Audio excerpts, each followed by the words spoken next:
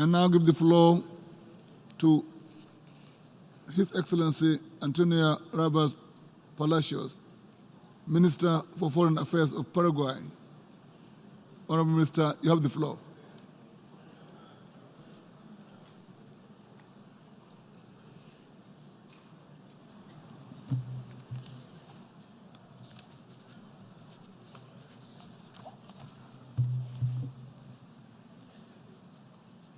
Señor President of the General Assembly, Your Excellencies, Paraguay stands here before you all to reiterate its commitment to multilateralism, seeing it as the most effective tool for resolving the global challenges ranged against us.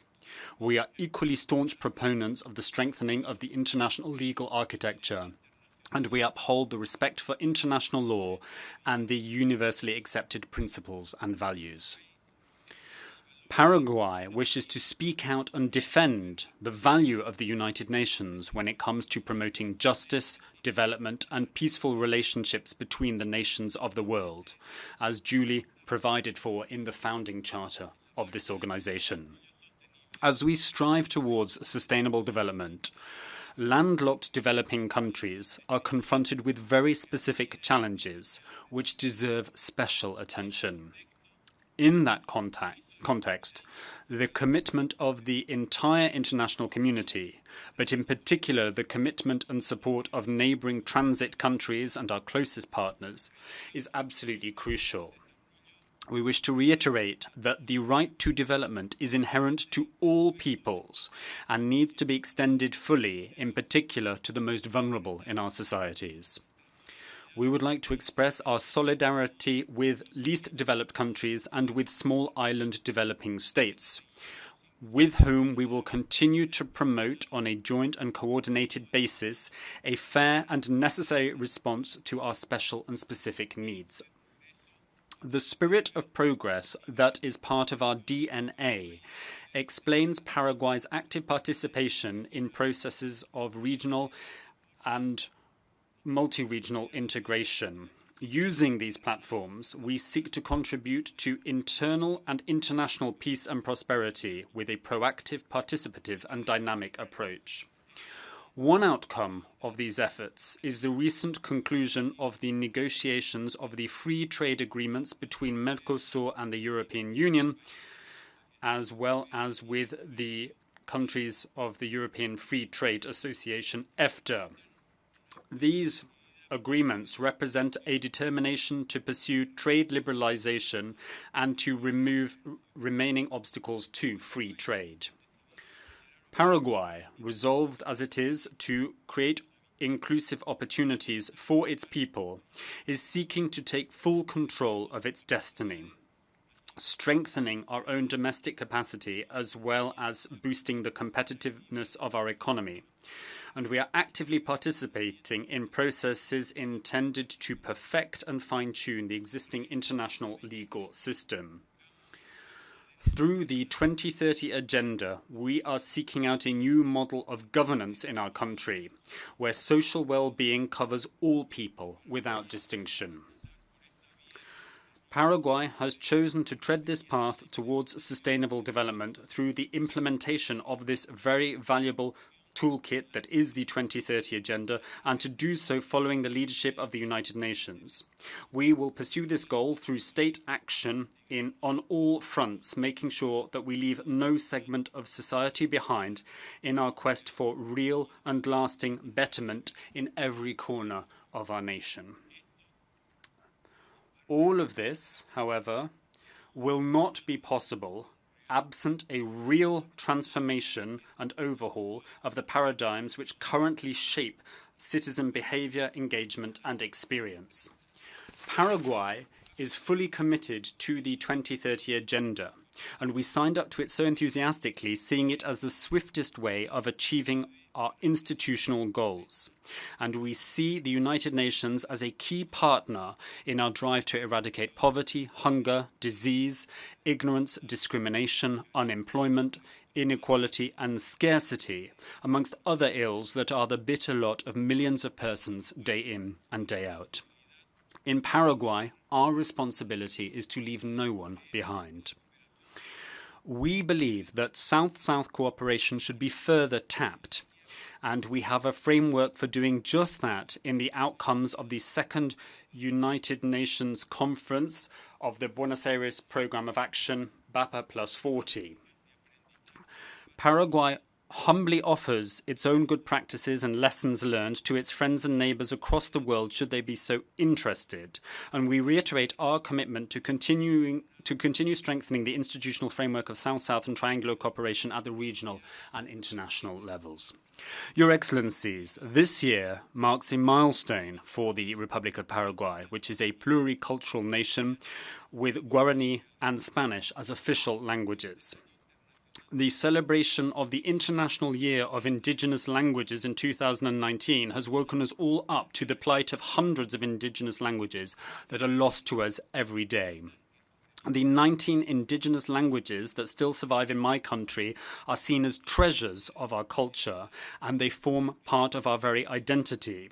So we will not let up in our efforts to protect these indigenous languages, to respect them, and to promote them. Your Excellencies, democracy as a form of government and as a lifestyle choice is not a mere matter of the ballot box. It is an organised system in which men and women can both elect and be elected, where citizens, without distinction, can all enjoy the material fruits of progress. And it is a system in which the rule of law prevails and is applied to all without fear or favour, impartial to sectarian interests. Democracy is not a matter of interpretation. Its definition is not pliable, nor can it be twisted to suit the needs of tyrants or autocrats. It is a concept that does not bend to whim or to opportunistic or capricious decisions. Democracy is founded on legal norms and is given teeth through institutions governed by law and by rights, because the political sphere should not be, indeed cannot be, above the law. Democracy as a system of government stands on the empowerment of the individual citizen, on the strengthening of their rights, and on the strengthening of the institutional framework of the state. By the same token, democracy thrives through constant attention to reducing and mitigating social and political tensions using tools available within the law. My own country, President, has given unerring proof of its firm determination to consolidate its democracy and to preserve and zealously nurture popular will legitimately expressed. The international community has played a vital role of partnership with the citizens and governments of Paraguay, assisting us in upholding the democratic order and civilization, whilst avoiding any disruptive interventions or meddling in our domestic affairs. We, as a result of our own experience, are firm believers in this collaborative model, which we see as an antidote to anti-democratic outbursts. This philosophy has guided the position of principle adopted by Paraguay in response to the tragedy that we are witnessing unfold in our brother Republic of Venezuela, a tragedy which has caused a deep-rooted regional crisis, the ripple effects of which are felt around the world. The news, the reports, and the images that circulate through various media channels faithfully depict the grim reality of the many people who are today suffering at the hands of a regime that openly disdains human rights and democracy. We need to come together to promote the restoration of democracy in Venezuela, to bring succor to those suffering from the humanitarian crisis which has dealt such a body blow to the people of that nation. And we need to come together to reverse the tide of despair that is forcing thousands of people to flee that country every day. The tragedy is happening in Venezuela, but its concomitant crisis is regional. Your Excellencies, anyone who drives out their fellow citizens through hunger, misery, or oppression, through spreading suffering, will become a tormentor of the poor, the sick, and the starving. They will deny rights, and they will crush any opportunity for a brighter future. We need to deliver a global response to the humanitarian and migration crisis that we have seen unfold with the exodus of millions of persons who've seen themselves with no other choice but to abandon their homes to flee poverty, violence, and extreme hardship. We have seen the first step in that vital global response in Latin America, which, despite its own difficulties and challenges, has opened its arms to its brother migrants with greatness of spirit and with generosity. Paraguay is a country of open doors, a country that believes in the potential and power of migration to contribute to economic, social, and cultural development in all nations. Faithful to this conviction, we call for migrants to be treated with dignity, in particular children and young people who are on the move. These are uncertain times for human beings and for the planet we call home. The adverse impacts of climate change are felt in every corner of the globe. And although some countries have more resources to which they can turn to pick themselves back up in the wake of a disaster and to continue on in their previous behaviour as if nothing had happened, we will inexorably reach the point of no return, a point at which nobody will be able to escape the consequences of environmental degradation.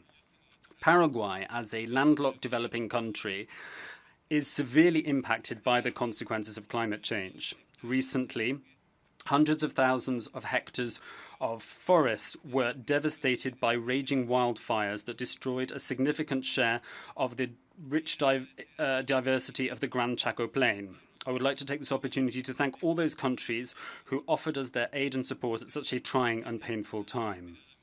The changes which the planet is crying out for are to be found in collective action through global platforms where every state is able to respond to mid-term and immediate challenges responsibly according to their capacities and resources.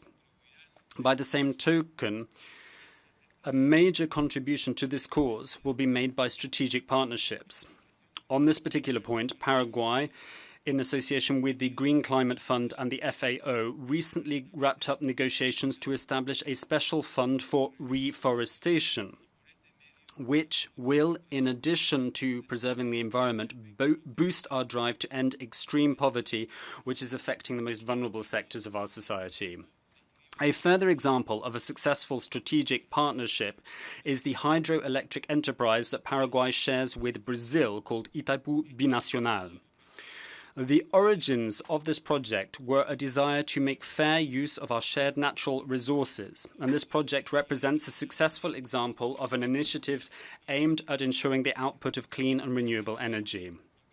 We will, in short order, sit down together with Brazil to begin a process of review of the financial structure of Itaipu Binacional. We will strive to ensure that that review exercise will allow us to reach a fair and equitable understanding that will bolster economic development and the well-being of our peoples. Your Excellencies, the Republic of Paraguay reiterates its commitment to non-proliferation and to disarmament. We renounce war and we champion the use of peaceful means to resolve conflicts. Paraguay appeals to the entire international community to take action to avoid escalations that only serve to stoke tensions and to threaten international peace and security. We also call upon the international community to reiterate its adherence to dialogue and diplomacy as tools to resolve disputes. Against that backdrop, we reiterate our faith in the principles spelled out in the Charter of the United Nations to achieve said goals. Paraguay recognizes the key role being played by peacekeeping operations, all that they are doing today and all that they have done in the past to help so many countries to resolve and put behind them conflict situations and to protect the civilian population and the most vulnerable in those theatres. Given that history, we maintain our political commitment to continue contributing with trained personnel who receive pre-deployment training. President, we need an effective and agile organization that responds to the clamorous call for peace, justice, freedom and development that we are hearing from all quarters of the world. For that reason, we are fully in favour of the strengthening of the General Assembly, this House's most democratic and representative body.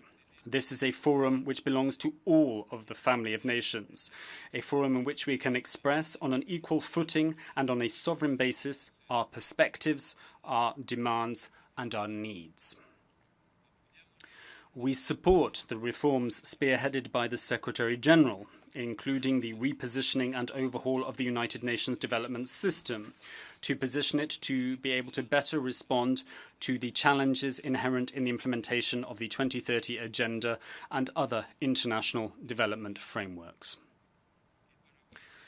Paraguay aligns itself with those states pushing for Security Council reform, so that said body becomes more inclusive, more transparent, and better placed to be able to respond to the threats to international peace and security.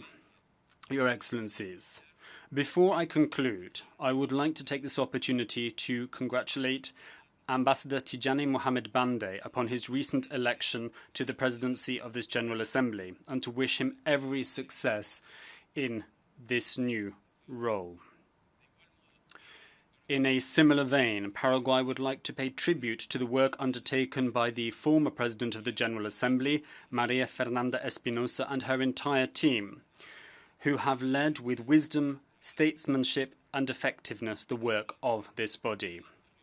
We convey our greetings to Secretary-General Antonio Guterres, who, with great leadership and vision, is working for a more efficient, effective and transparent organization, an organization that is closer to the people it is intended to serve.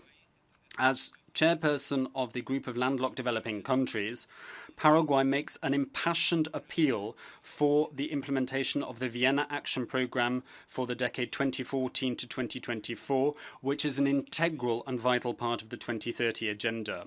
The mid-term review of the Vienna Programme of Action is scheduled for the 5th and 6th of December this year, and I take this opportunity to invite all delegations to participate in that mid-term review at the highest possible level. I conclude by reaffirming Paraguay's unshakable commitment to multilateralism and to diplomacy for peace and sustainable development. My country will continue working hard to preserve and uphold the United Nations and its tireless work for the noble and just causes of humanity. This is one of the best legacies that we can bequeath to current generations and to those that will follow. Thank you very much. I thank the Minister of Foreign Affairs of Paraguay for his statement.